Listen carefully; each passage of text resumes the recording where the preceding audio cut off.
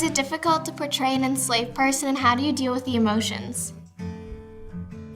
It can be very difficult to portray an enslaved person. I think that the main thing that I've learned is that enslaved people were incredibly strong to survive, to take their situation and try to find some sort of joy and grace, and even though they were enslaved, they still had lives to live. And I think that's what has affected me the most, knowing that my ancestors lived through this and how strong they were gives me the strength to move forward and to tell this important story. What type of research have you had to do?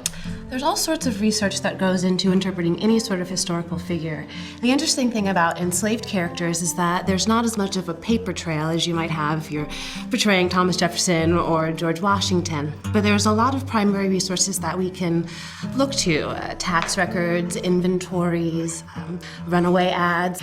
My particular character that I play most of the time is a woman named Lydia Broadnax, which is great that we're in this with Kitchen because this is where she would have lived and worked.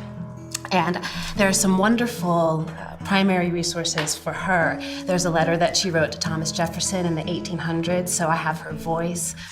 There's information about when she got her freedom. So the more I learn about the horrors of the 18th century, the more I'm able to be thankful and grateful for the seeds that were planted during the 18th century, that all of this talk about liberty and freedom, those seeds were planted during this time, and they're still growing.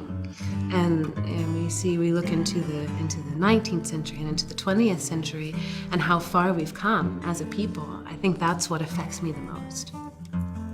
Thank you so much for taking time to come out and talk to us today. It was my absolute pleasure. Thank you.